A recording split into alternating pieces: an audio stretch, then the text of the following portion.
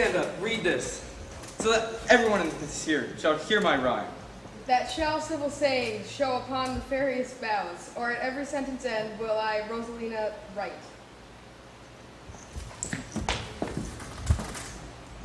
It's your turn. Stand up, so that everyone can hear it. Why should this a desert be? For it is unpeopled. No tongues out hang on every tree. Teaching all that read to know the quintessence of every sprite, heaven would in little show.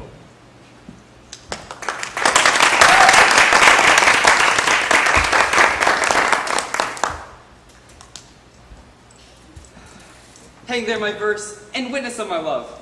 O Rosaline, these trees shall be my books, and in their barks my thoughts all character. Within every eye this forest looks, shall see thy virtue witnessed everywhere. Run, run, Orlando. Carve on every tree, the fair, the chaste, the unexpressive she. And how like you this shepherd's life, Master Touchstone? Truly, shepherd, it is a good life, but in respect of itself, it is not. In respect that it is solitary, I like it very well. But in respect that it is private, it is a very vile life. As is a spare life, look you, it fits my humor well. But as there is no more in it, it goes much against my stomach. Hast any philosophy in thee, shepherd? No more, but that I know the more one sickens, the worse at ease he is, and that he that wants money means and is content without 3 good friends, that the property of rain is to wet, and fire to burn, and that good pasture makes fat sheep, and that the great cause of night is lack of sun, and that he that hath no wit by nature, nor art, may complain of good breeding, or comes of a very dull kindred.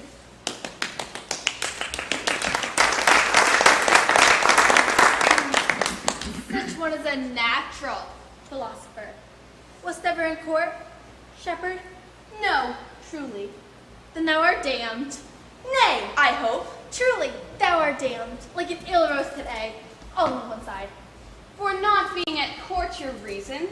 Why, if thou was never at court, thou never sawest good manners. If thou never sawest good manners, thy manners must be wicked.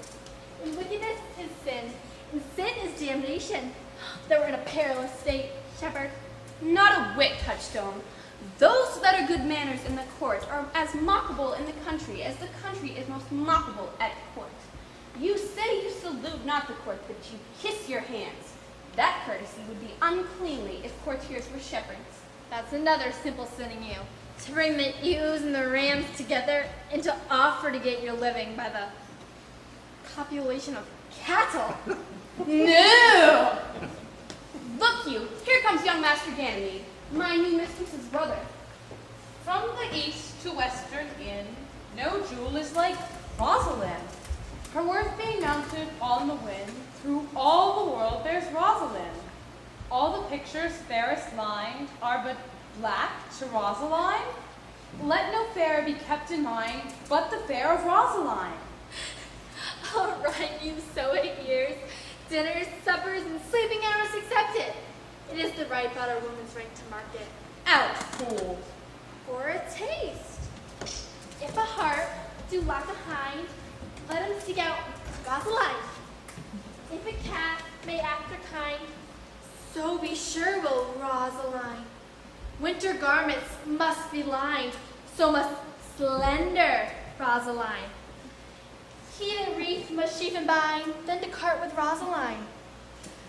Sweetest nut has sourest rind, such a nut as Rosaline. He the sweetest rose will find, must find love's prick in Rosaline. Ta-da! This is the very false gallop of verses. Why do you infect yourself with them? Peace, you dull fool! I found them on a tree. Truly, the tree yields bad fruit. I shall graft it with you, and then I shall graft it with a medlar. Then it will be the earliest fruit in the country, for you'll be rotten ere you be half ripe.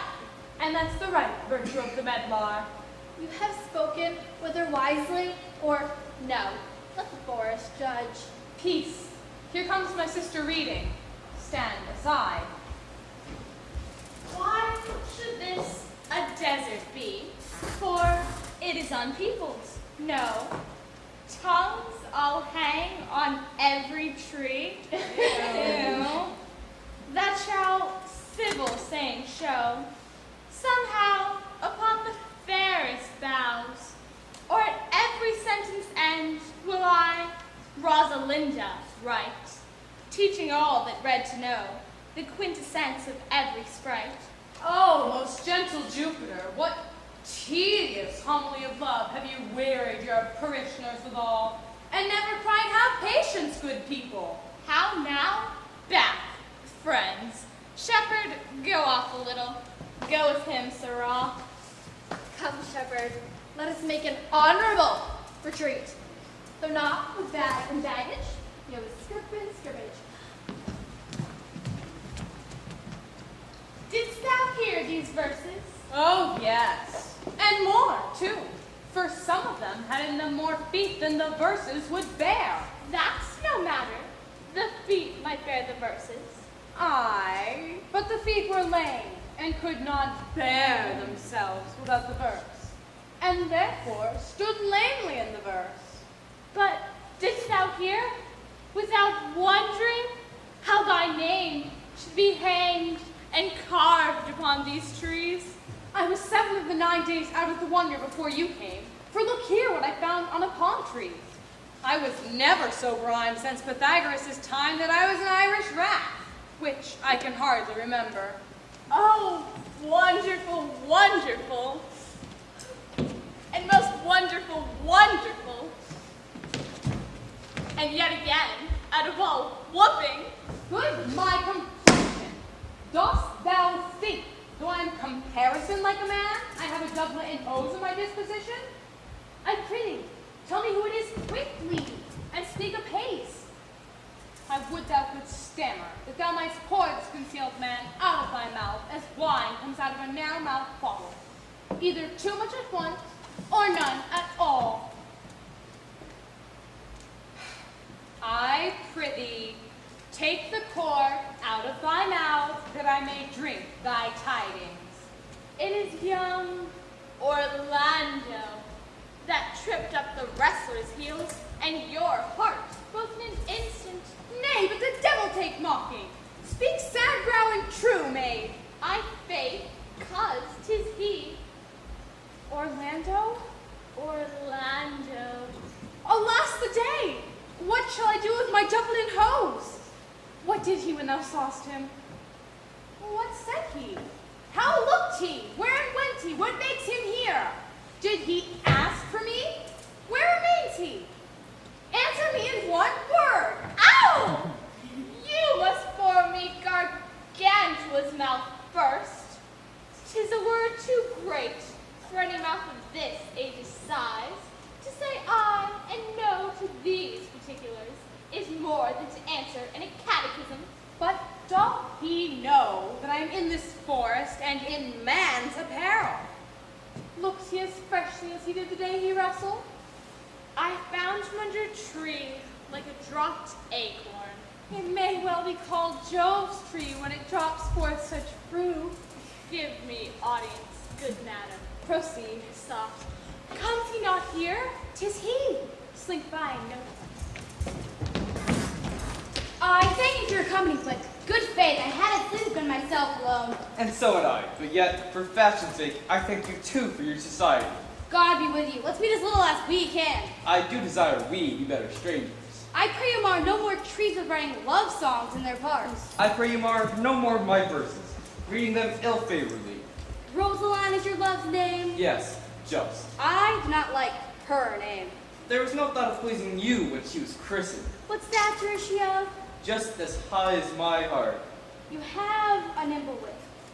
Will you sit down with me, and we too will rail against our mistress the world and all our misery. I'll chide no breather against it, for against me is whom I know most faults. The worst fault you have is to be in love. 'Tis a fault I will not change for your best virtue. I am weary of you. I'll tarry no longer. Farewell, Signor Lou. I'm glad of your departure. Adieu, good monsieur melancholy.